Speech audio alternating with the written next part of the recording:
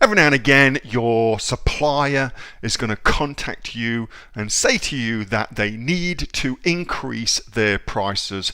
Their cost of their goods has gone up and they have to pass on that cost to you.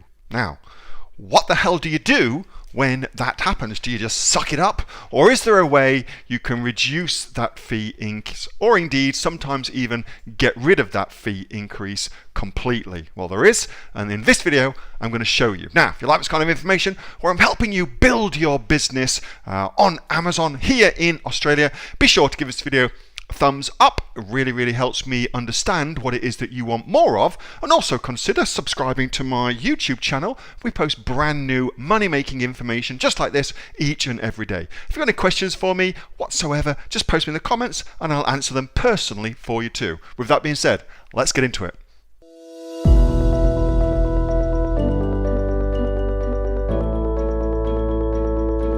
If you are selling a product that is quite a complex product, typically like an electrical product, for instance, is quite a complex product in terms of the number of different componentry that goes into that product, okay?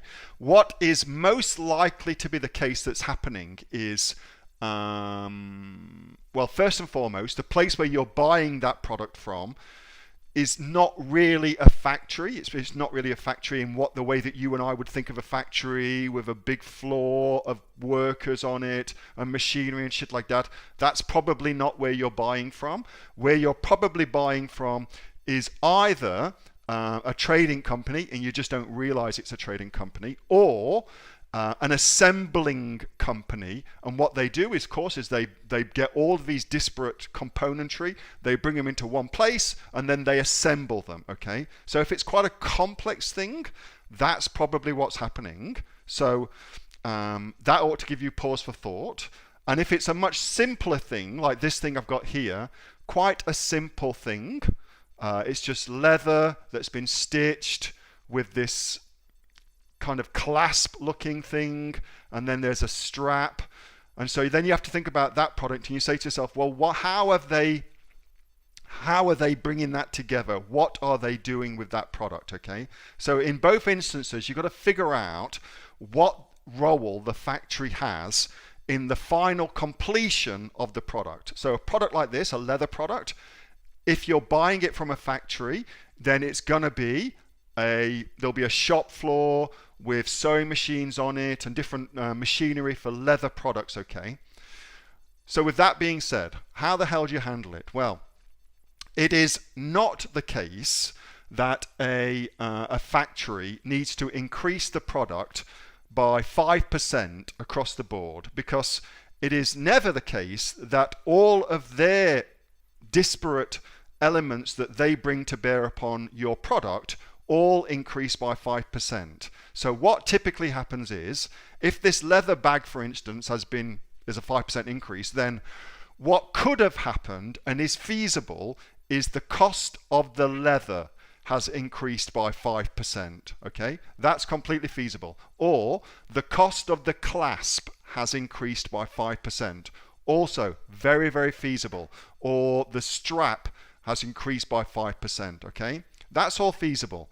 But what your supplier will try and do is they will say every single componentry that constitutes your product has all increased by 5%. That doesn't happen. That never happens. So the question to ask is, given that my product is made up of these three different things, which one of those components has increased by 5%? Which one of those components has increased by 5%? And then you take that weighted average of that thing. So if it's 90% leather, then 90% of the price can increase by 5%. If it's the clasp that's increased by 5%, then 5% of the price can increase by 5%. Does that make sense? So your supplier will always try it on with you. They're supposed to do that. Your job is to understand what's going on. And the way you understand what's going on is by asking them question, which element of the componentry that's used in my product has increased by 5%? That's the question to ask. So that you'll then demonstrate to them that you know what the hell you're talking about, and they won't feel it's quite so easy to pull the wool over your eyes, okay? Or some folks say you could look for another supplier, and of course you can, but really, I don't get that a 5% increase is reason to look for another supplier. Like if your supplier is doing a good job of your product and you've got a relationship with them, and they've proven to get your product out on time and be consistently good quality, then a 5% increase should not be cause for you to look for another supplier. That is not a good reason in my book to look for another supplier, okay? I don't just shop on price. When I'm looking for things to sell online, I'm predominantly, as far as my factory is concerned, I want to know that they are going to get my shit out in time, like the production values of the company is good, and the quality is good, like they've got consistently good quality, and I've got a good relationship with them, so that if I am ever in shit, or if I ever need them to kind of bring my stuff to the front of the queue, they will do that for me. That's what I look for, okay? And then of course on the back of that you can look for things like giving them terms and things like that. That's how I'd handle it. Hope that helps.